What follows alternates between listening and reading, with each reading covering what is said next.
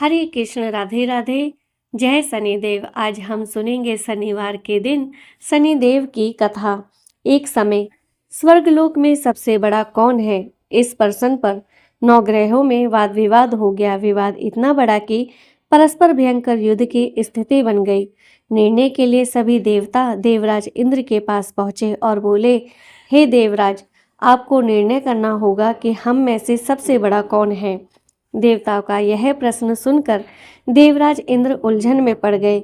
इंद्र बोले, मैं इस प्रश्न का उत्तर देने में असमर्थ हूँ। हम सभी पृथ्वी लोक में उज्जैनी नगरी में राजा विक्रमादित्य के पास चलते हैं। देवराज इंद्र सहित सभी ग्रह देवता उज्जैनी नगरी पहुंचे। महल में पहुंचकर जब देवताओं ने उनसे अपना प्रश्न पूछा तो राजा विक्रमादित्य भी कुछ देर के लिए परेशान हो उठे, क्योंकि सभी देवता अपनी अपनी शक्तियों के कारण महान थे। किसी को भी छोटा या बड़ा कह देने से उनके क्रोध के प्रकोप से भयंकर हानि पहुंच सकती थी। अचानक राजा विक्रमादित्य को एक उपाय सूझा और उन्होंने विभिन्न धातुओं जैसे स्वर्ण, रजत, चांदी, कांसा, तांबा, सीसा, रांगा, जस्ता, अभ्रक व लोहे के 9 आसन बनवाए। धातु के गुणों के अनुसार सभी आसनों को एक दूसरे के पीछे रखवाकर उन्होंने देवताओं को अपने अपने सिंहासन पर बैठने को कहा। देवताओं के बैठने के बाद राजा विक्रमादित्य ने कहा, आपका निर्णय तो स्वयं हो गया। जो सबसे पहले सिंहासन पर विराजमान है वही सबसे बड़ा है।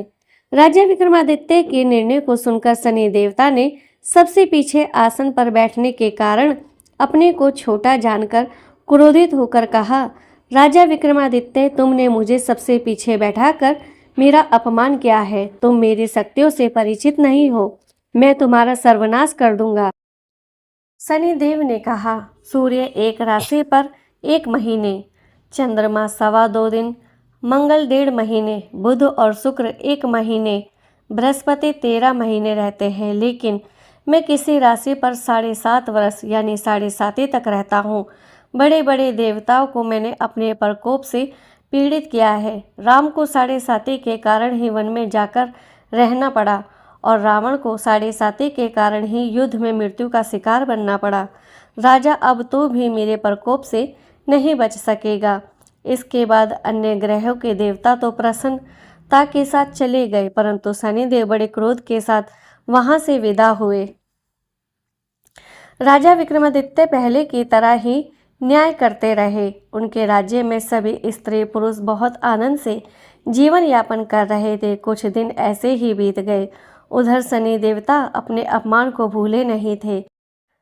विक्रमादित्य से बदला लेने के लिए एक दिन शनिदेव ने घोड़े के व्यापारी का रूप धारण किया और बहुत से घोड़ों के साथ उज्जैनी नगरी पहुंचे। राजा विक्रमादित्य ने राज्य में किसी घोड़े के व्यापारी के आने का समाचार सुना तो अपने अश्वपाल को कुछ घोड़े खरीदने के लिए भेजा।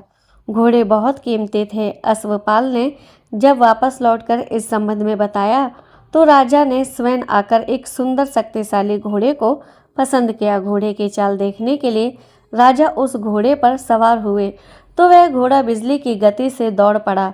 तेजी से दौड़ता घोड़ा राजा को दूर एक जंगल में ले गया और फिर राजा को वहां गिराकर जंगल में कहीं गायब हो गया। राजा अपने नगर को लौटने के लिए जंगल में भटकने लगा, लेकिन उन्हें लौटने का कोई रास्ता नहीं मिला।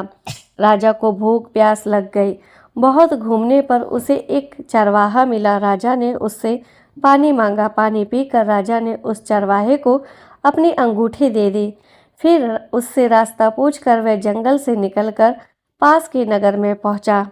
राजा ने एक सेठ की दुकान पर बैठकर कुछ देर आराम किया। उस सेठ ने राजा से बातचीत की तो राजा ने उसे बताया कि मैं उज्जैनी नगरी से आया हूँ।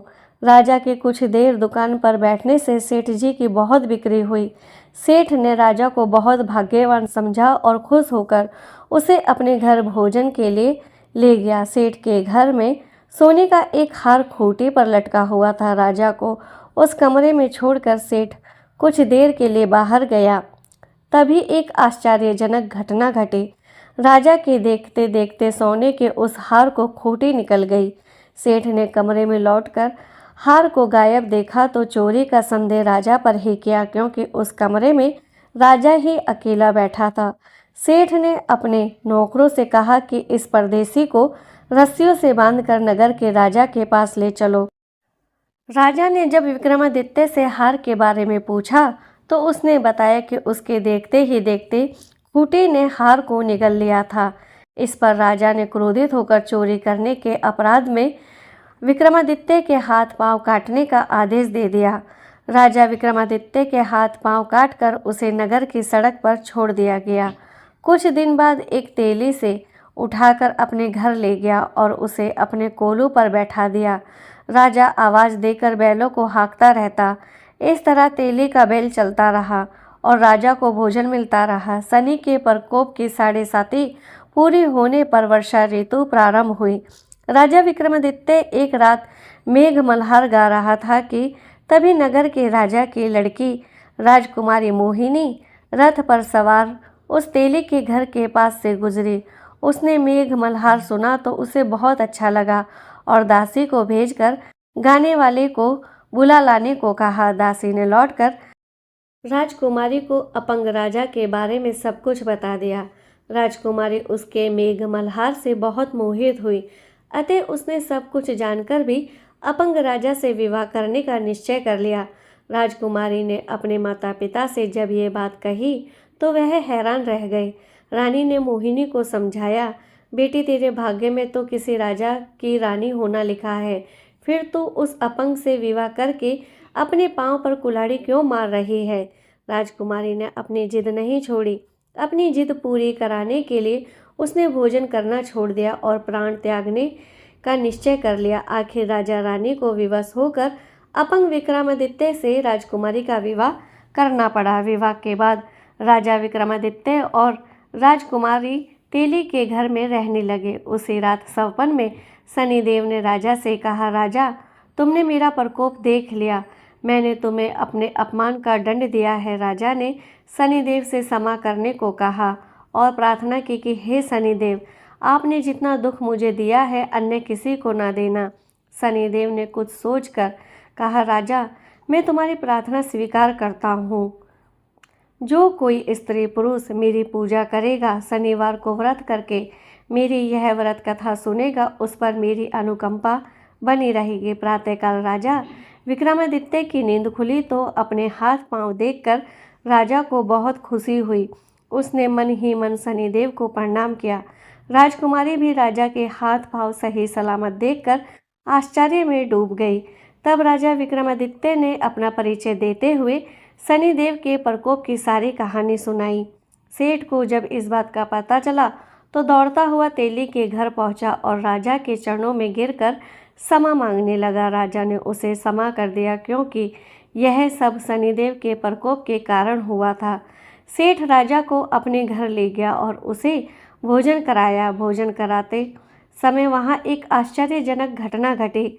सबके देखते देखते उस खूंटी ने हार उगल दिया। सेठ जी ने अपनी बेटी का विवाह भी राजा के साथ कर दिया और बहुत से स्वर्ण आभूषण धन आदि देकर राजा को विदा किया। राजा विक्रमादित्य राजकुमारी मोहिनी और सेठ की बेटी के साथ उज्जैनी पहुँचे तो नगरवासियों ने हर्ष से उनका स्वागत किया। अगले दिन राजा विक्रमादित्य ने पूरे राज्य में घोषणा कराई कि शनिदेव सब देवों में सर्वश्रेष्ठ है। प्रत्येक स्त्री पुरुष शनिवार को उनका व्रत करे और शनिदेव की व्रत कथा अवश्य सुने। हे शनिदेव, सब पर अपनी कृपा दृष्टि बनाए रखना, सबके दुखों का निवारण करना, सुख समृद्धि यश मान सम्मान वैभव प्रतिष्ठा देना। जय शनिदेव।